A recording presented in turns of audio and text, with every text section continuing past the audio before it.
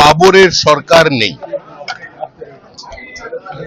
আকবর, হুমায়ুন, বাবর, অরঙ্গজেব, জাহাঙ্গীর এদের সরকার নেই। এটা বিজেপি সরকার। আইনের শাসন এখানে প্রতিষ্ঠা হয়েছে। শাসকের আইন আজকে নেই।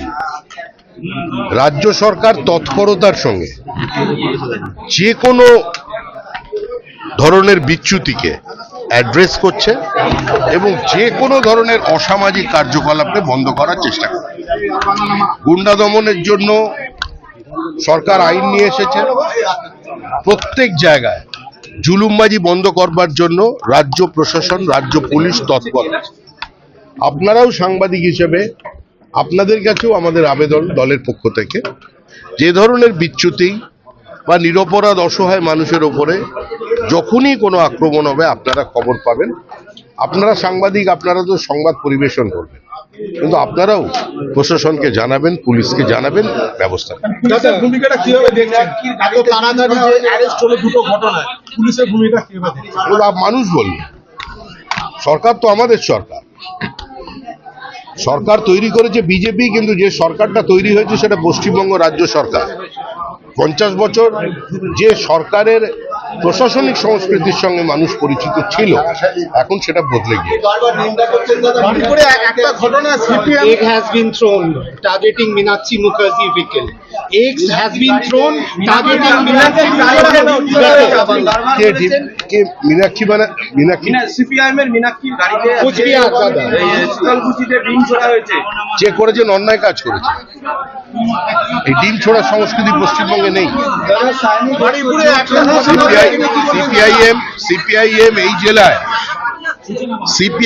এই জেলায় 90-এর দশকে আমাদের অনেক কর্মীকে খুন করেছে, কিন্তু তারপরেও বলছি সিপিআইএম এর কোন নেতার বিরুদ্ধে, তারপরে একটি সিপিআইএম এর একটি মহিলা কর্মীর বিরুদ্ধে এ ধরনের আচরণ যারা করেছেন তারা ঘৃণ্য কাজ করেছেন। এই ঘটনা সমর্থনযোগ্য নয়। এ ধরনের কোন কর্মসূচি বিজেপির নেই, আর সিপিএম তো নেই এখন। কেন তাকে ED has raided 5 places in West Bengal.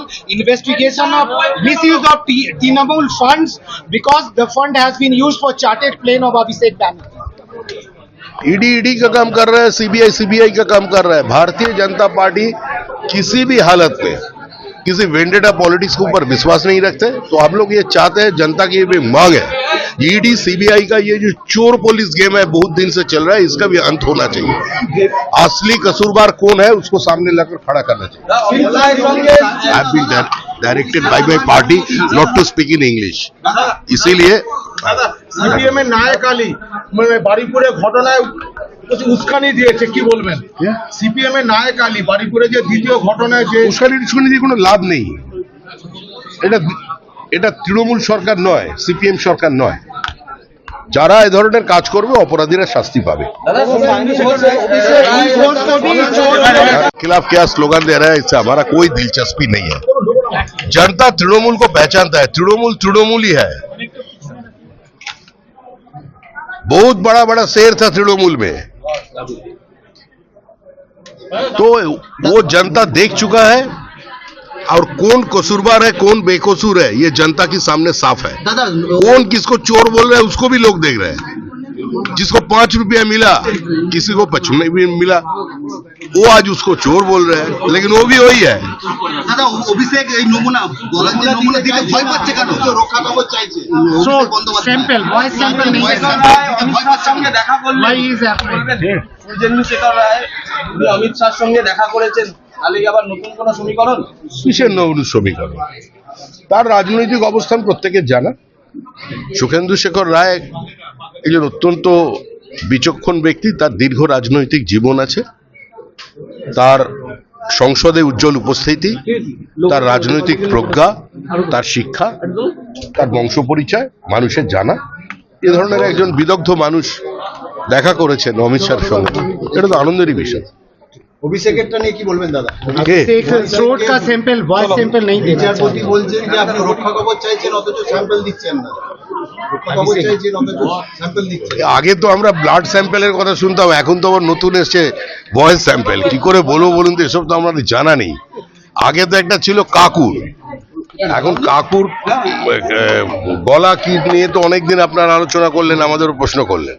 কাক কখন কোকিল হয়ে যাবে, কখন তোতা পাখি হয়ে যাবে, কি করে বলা যায়? তো আমরা জটিল বুঝতেই পারছি না সব কি ব্যাপার। আজকে ঋতব্রত তৃণমূল গিয়েছিল বারুইপুরে, ওদের নিয়ে। ও ব্যাক স্লোগান করেছে, তখন বলছে যে আমরা আলাদা, মানে কাকুলি ঘোষ দস্তিদার করে যারা গিয়েছিল সেখানে ঋতব্রতরা বলছে আমরা আলাদা তৃণমূল।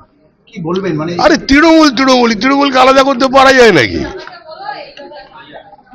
সব কাউন্সিলরের লেভেলের লোকজন মমতা বন্দ্যোপাধ্যায় ক্যাবিনেট মন্ত্রী বানিয়ে দিয়েছিলেন। কংগ্রেসে থাকলে সারা জীবন অফিসে বসে চা জল দিতে হতো, তাদের বিধায়ক বানিয়েছিলেন।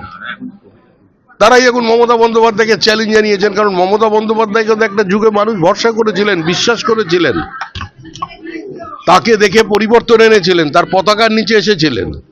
কিন্তু তিনি তো এমন সোনার টুকরো ভাইদের চারিদিক থেকে ধরে এনেছেন, এখন তিনি বুঝুন কি হবে, আমরা কি বলবো? পুলিশ অনুমতি দিচ্ছে না বলে হাইকোর্টে যাচ্ছেন মমতা।